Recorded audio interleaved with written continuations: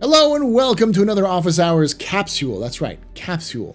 This is a small segment of our Office Hours live stream where we talk about the news and lore and updates of Star Citizen live on Thursdays at 6 p.m. Pacific, 9 p.m. Eastern, with chat right here. Say hello, chat.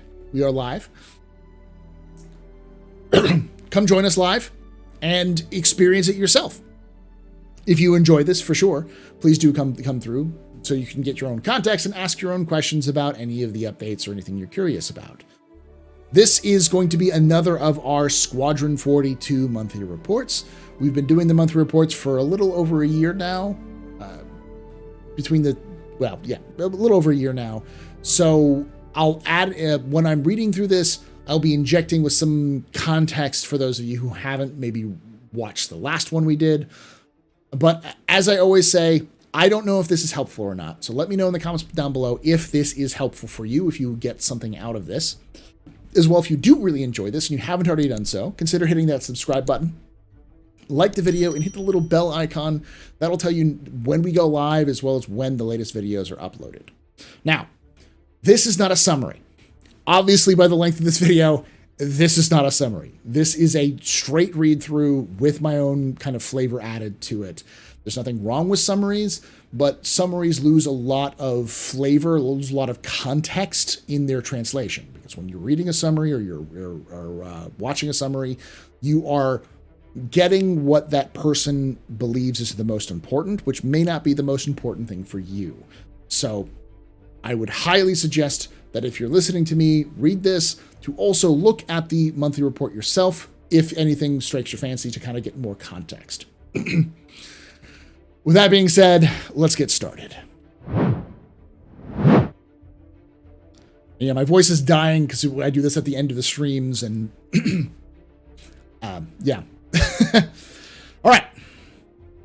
Squad 42 monthly report for January 2023. I'm going to skip through some of this. AI content. The AI content team began 2023 focusing on behaviors used in the Stanton location? The UES Stanton. Okay.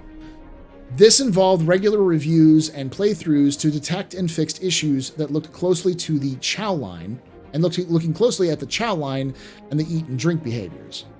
The team also created a solid foundation of Maya character rigs that connect to match their in-game counterparts, allowing them to properly investigate and fix numerous problems.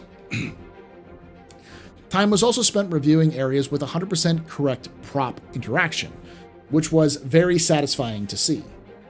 Last monthly report, they talked about using actual props, walking around, picking up stuff, using them the way they're supposed to in the specific areas they're supposed to, which apparently they're getting it dialed in.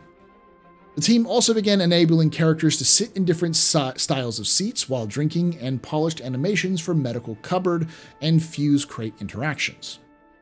Lastly, they continued to refine and improve the hygiene and medical behaviors. Those are two things they've been talking about for a while, about hygiene, where AI will have a routine, they'll go through the routine, they'll brush their teeth, they'll use the restroom, they'll shower, they'll change clothes, all that sort of thing. AI features. The AI features team started the year enabling AI characters to throw grenades. This is, I think, a copy-paste from the Star Citizen monthly report, but all right. This involved work in multiple different areas, including new logic for when to throw grenades to ensure challenge without overwhelming the player, parabola collision checking to ensure the grenade lands correctly, and animation so that the AI looks correct when throwing. January also saw the implementation of attack and defend areas. These assignments can be given to the AI to direct and control fighting in specific ways. On the most basic level, the defend area is used for limiting where the NPCs are positioned when fighting, whereas the attack area is used to limit where they target. When assigned to either area, the AI will prepare to fight by equipping their weapons and taking ready stance before moving to the area on high alert. So perception happens fast and perception reactions are skipped. When defending, the AI will move to a cover point inside the area and defensively peek out. When attacking, they will use existing and investigate behavior to search for hostile forces. Ooh. The attack area is great for building pressure on the player, whereas the defend area is to provide the player with a tough challenge as the AI are hunkered down and ready to fight. The implementation of this feature involved reusing existing systems in new ways, changing the tactical queries, positional, and target selection to take into consideration the attack or defend area that the AI may have, AI team. So yeah, this is something they mentioned in the Squadron 42 monthly report, or the Star Citizen monthly report from last month as well, which is just more dynamic, making the AI more dynamic rather than just searching and fighting, having different behaviors depending on where they are, to kind of change that up a little bit. The AI team continued to develop the AI for a non-humanoid character, including work on a group behaviors and attack patterns. Now, this is the thing. In the past, someone said, "Oh, that's like a Vanduul or something else like that." It's most likely not a Vanduul. It could be a creature, though when they say creature, it usually means creatures. But when they say group behaviors and attack patterns, that almost certainly screams creatures, because they've been talking about working on like a pack animal creature for a long time. So that's very similar. They also began developing characterful animations that evoke the real-world creature the creature is modeled after. Like wolves or bears or something, maybe?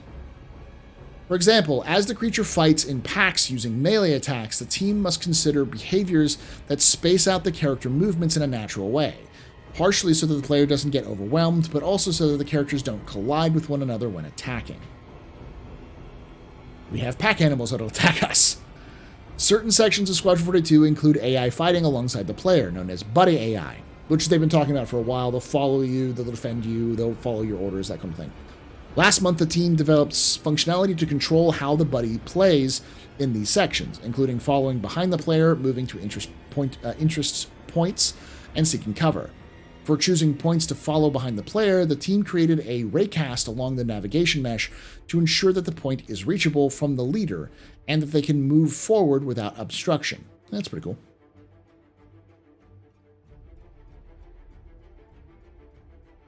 AI tech. Late last year, AI tech completed the first iteration of NPCs driving ground vehicles. Last month, they fixed several related bugs as more designers began using the feature. They also progressed with a feature that enables NPCs to use the transit systems, like elevators, and move between platforms. This time, they focused on NPCs using trains to move between locations. This required exposing new functionality on the transit manager and more complex behaviors before and during transit. New functionality includes providing more information about the gateways at specific destinations and information about carriages, such as time spent at a destination and the time until arrival. On the locomotion side, the team added further support for soft stops, and separated them from the harsh stops. A soft stop means that the NPC will choose the best animation for stopping, even if it will overshoot its destination, while the harsh stop will stop immediately. Stop immediately. Locomotion support was also given to bug fixing and alien creature movement. There's some kind of pack animal that's in Squadron 42 that is moving oddly, but is based off an actual real-world animal. It was using the Vanduul logic at one point, too. And they've been mentioning and talking about this for several months now. This sounds like it's getting dialed in. Possibly for Squadron, almost certainly for Squadron, but possibly for Star Citizen as well. The Subsumption Apollo tool, the team progressed with implementing feedback and bug fixing. They also added a new functionality to the Subsumption Master Graph, making it possible to have functions on top of transitions to determine whether a state transition can be done. The usable coordinator was also completed, which allows for the designers to specify a selection of usables for NPCs in specific areas and prioritize the order of selection. The feature that allows NPCs to perceive threats through audio and visual stimuli and react to hostile vehicles was completed.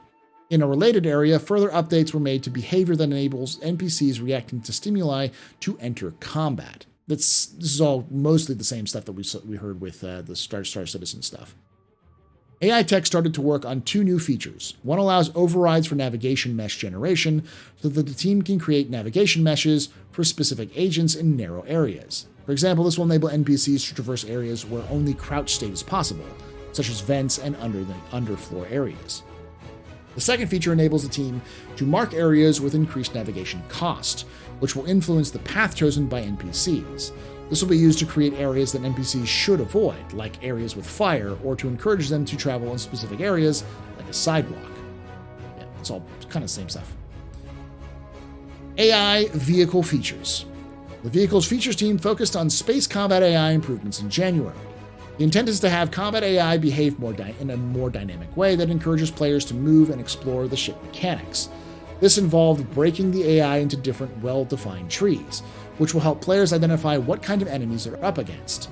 These improvements also allow for the easier integration of more maneuvers to further increase the skill level and interest of high-level ships. Similarly, AI vehicle features worked on new behavior logic to deliver improved atmospheric flight control. This is intended to work with the control surface feature being developed by the vehicle feature team and will lead to AI ships tailing and chasing players to get behind them, flying more like a plane when appropriate in atmosphere. They also supported the flight designers on several chapters, adding new smaller features to ease their work when creating mission flow. Several flow block issues were fixed too. That's pretty cool. So they're improving the combat AI for ships and kind of making them more dynamic, so it's not just all of them the same. They're going to have different ways they fight, so you have to approach them in different ways. That's stuff that they've talked about in the past, though this seems to be more like how they're going to do it rather than just they're planning on it. Animation. The animation team began 2023 by making sure their schedule for reaching content complete was agreed upon, which meant aligning closely with up and downstream teams. Development-wise, further progress was made on Zero G, with devs using some of the lessons learned to help guide work on prone gameplay. They also continued to create new weapons and gadgets, including a trip mine, and worked on restraining and unrestraining. Animation's AI teams further developed the Vandal execution and searching behaviors, along with the female Spec Ops characters. They're also working on AI background animations related to eating and drinking, sickness, hygiene, and cargo for social areas. On the facial side, the Chakma character was worked on alongside lines for AI character combat. The mocap team worked with gameplay animation to schedule an upcoming shoot to keep the AI and player team supplied with assets. All right. So some stuff with Zero G, content complete. That's an interesting term, content complete. So they are finished with their animation work for Squadron? Is that what it sounds like? Maybe they're just working on the schedule of what that is. All right. We're about to get to the engine section. I am not in any way like fluent in engine. I don't understand what they say. It's like a different language, because I'm sure it is. I am not an engine seer. I do not know the will of the Omnissiah. I am not a Starfleet engineer. I cannot turn rocks into leprechauns, into replicators. And I am not a Covenant engineer. I cannot disassemble and reassemble a electric vehicle by rote memory. I am but me, simple old bartender me. So I will read this. If you understand this engine speak, do please, in the comments below, explain the translation of what this actually means. If it's important or it's not, that'll help me know.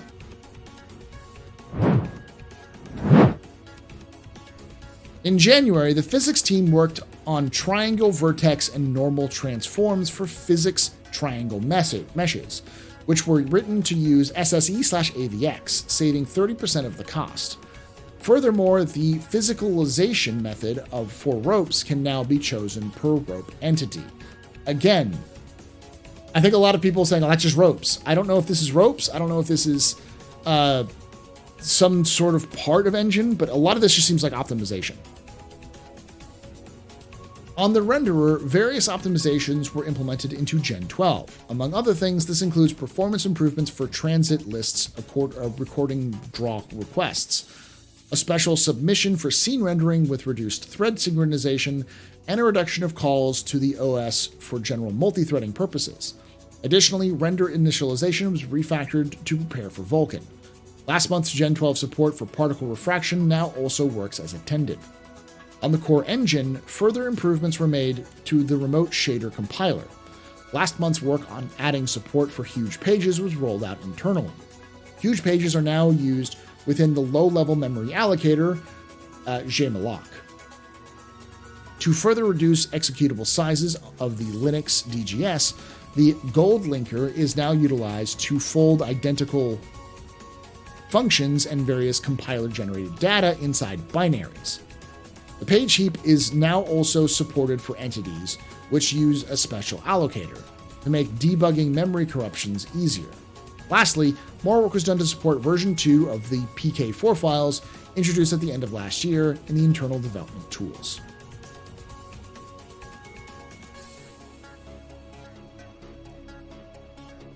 Features gameplay.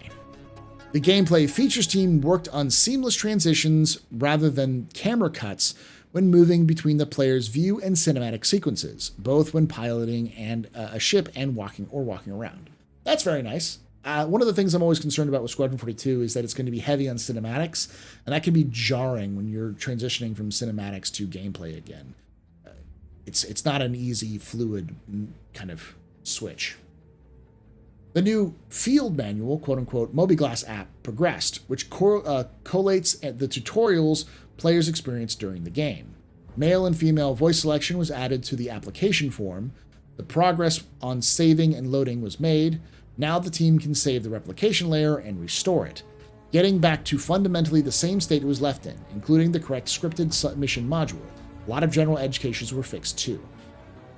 So we've got kind of a manual for the app that will let you go back and look at other tutorials. They have the option to choose your voice selection, which is nice, and they've gotten basic save modules to work. They've had basic save working in the past, but they wanted to use the PES system to do saves because they wanted to use as much of Star Citizen's technology as possible in Squadron. So PES is their save game function. They've mentioned that in the past. Which will not save it to the cloud, it'll save it to your computer, but it's complicated, it's all offline. But it effectively turns everything that's an online function for Star Citizen is like an internal computer function. Last we heard, it could have changed, but CIG has not made that statement. So I'd love to hear more about that in the future, if that has changed or not. Numerous star map improvements were made, including better transitions between the real and cosmetic scaling as it's zoomed in and out, correct griv movement when panning, improved culling when objects intersect, and correctly sized and aligned text labels. That's a world of difference compared to what we have now. General iteration following feedback was also made to the application form, character customizer, armorer interaction, armory terminal, and mission manager app. All right.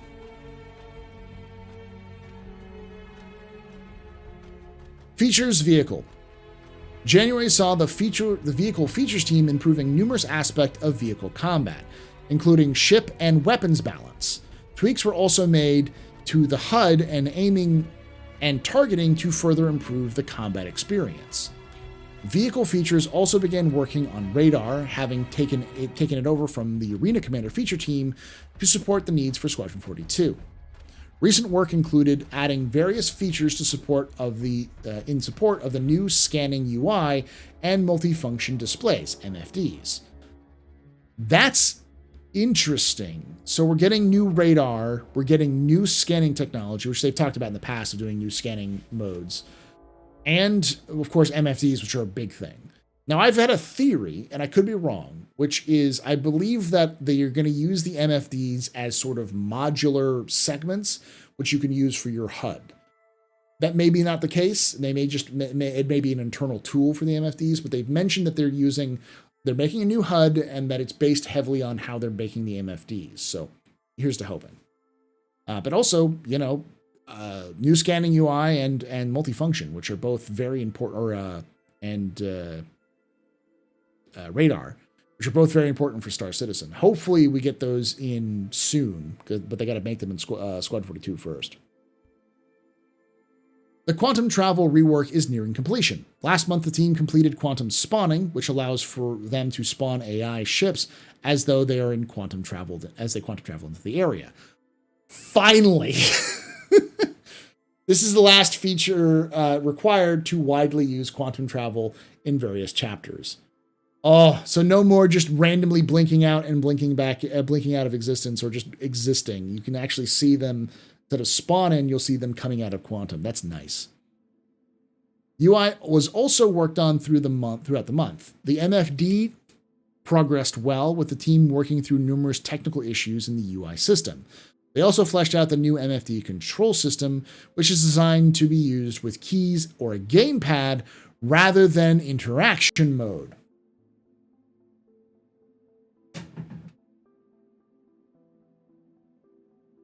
If that's not a symbol for CIG is planning on this being compatible with consoles, I don't know what is. That may be a hot take that people will be upset about, but I'll explain. I've always had a theory that Squad 42 is designed to be able to be ported to consoles, but it's designed to be released to PCs first and then ported to consoles afterwards. Because that's just leaving money on the table, especially if someone will want to pick it up. It's a pretty, especially if it does really well on PC, it's pretty easy to sell that kind of idea to a console. So.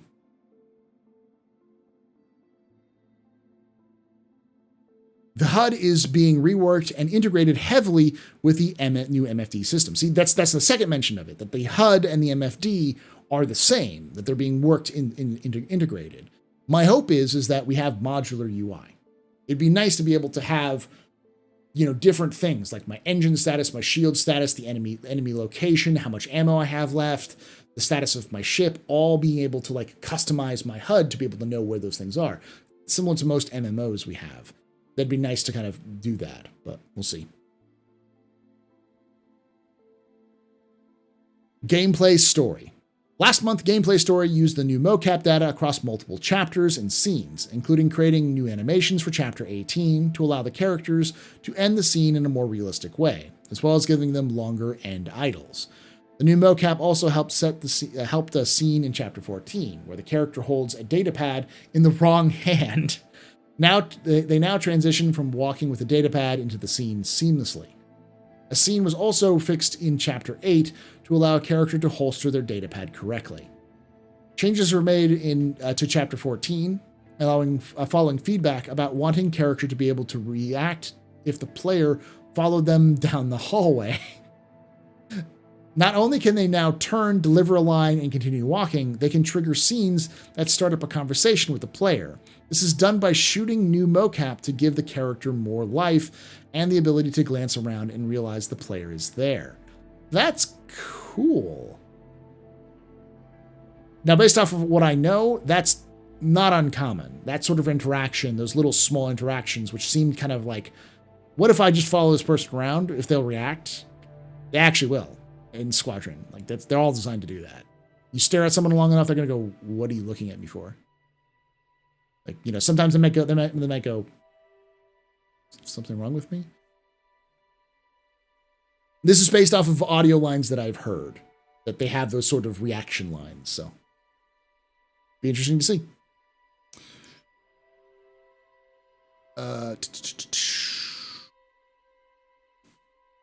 Polish passes were made to various scenes to get them to a much higher standard.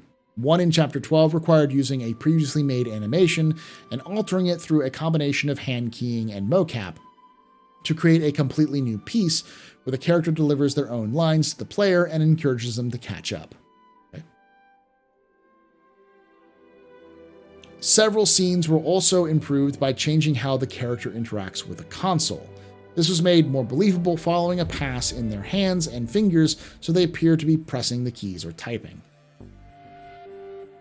Gameplay Story also experimented with the Look At feature for a scene in Chapter 4, as testers had flagged that the characters don't seem to be looking at the player.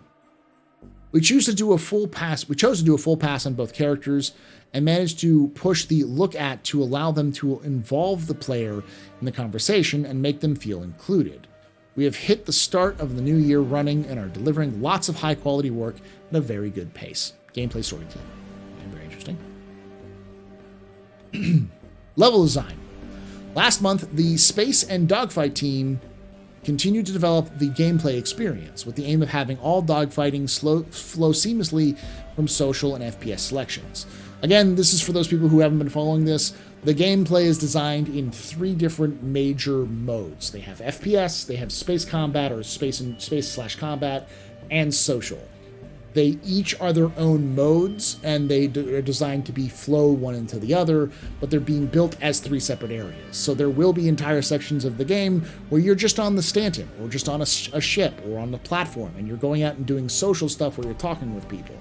If you've played a Chris Roberts game, this is not unusual. This is very traditional for like Wing Commander or any of the other places having a big social aspect. Being social on the ship is as much a part of the game as the combat is, to learn the different characters and the other people you're around. So, all right. They also integrated new features and the AI improvements as they came online, and worked with the vehicle feature team on new flight mechanics such as quantum boost and the atmospheric flight model. We'll talk about that.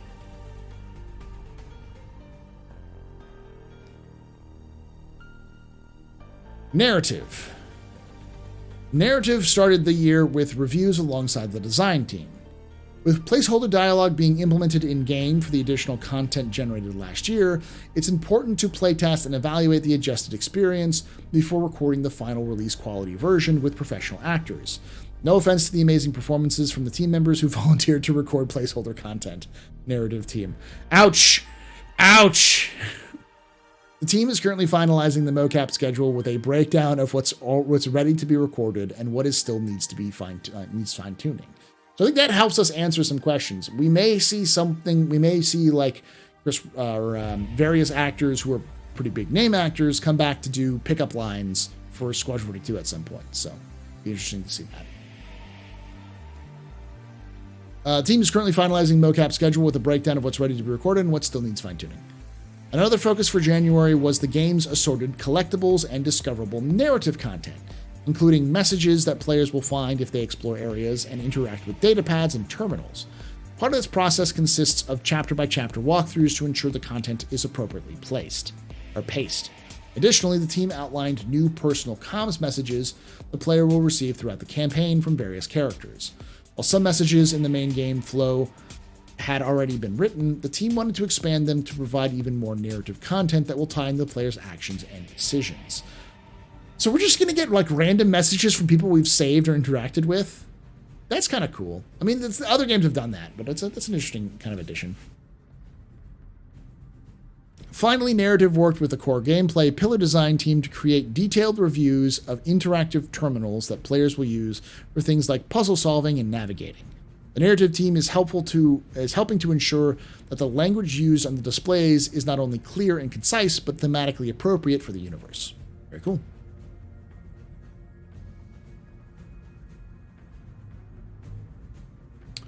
So yeah, that's pretty good. It's a lot of the idea of having collectibles and discoverable narrative content either means that they have some downtime or they're pretty far along on the narrative side of things.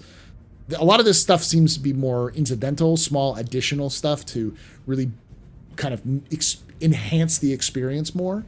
So that seems to indicate that at least Narrative's job is mostly done with the big stuff. They're just kind of doing some more of the side stuff.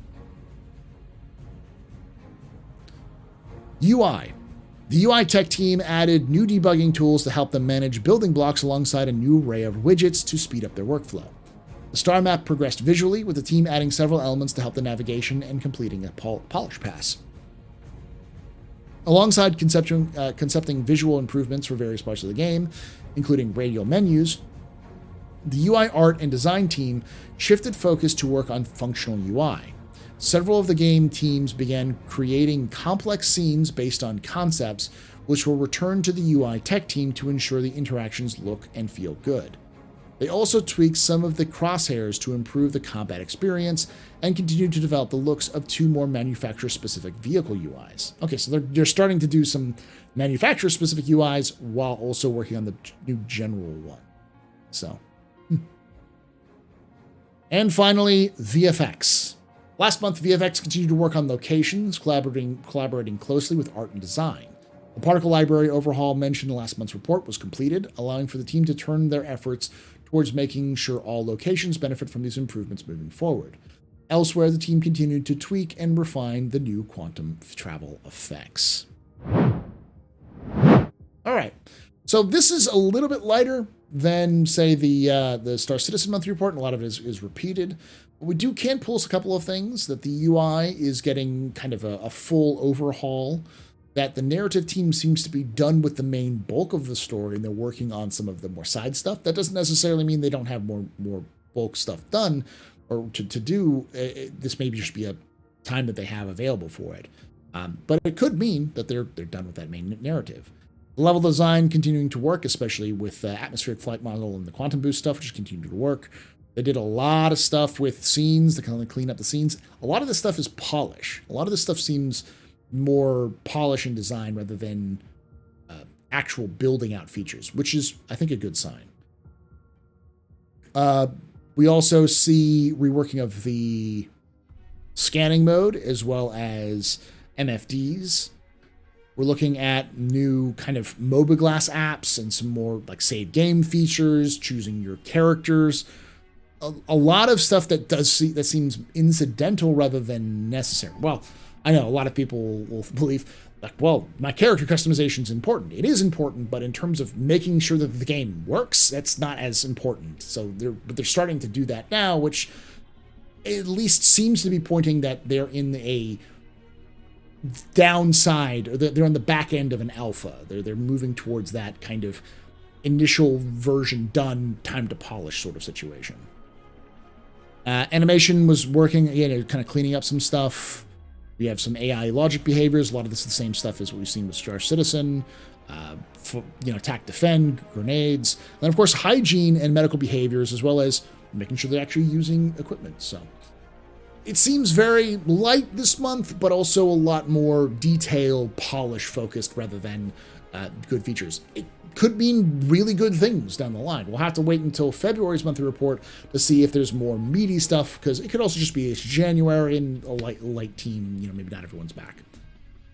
Hopefully this helps you out a little bit. If it does, let me know in the comments below. Let me know your thoughts on any of these topics in the comments below. I'd love to hear that. Join us live Thursdays at 6 p.m. Pacific, 9 p.m. Eastern at twitch.tv/theastropub or youtube.com/theastropublive to join in the discussion for any of these. We do this on Thursdays, so love to see you here. And like I say every time, hope to see you someday in the black.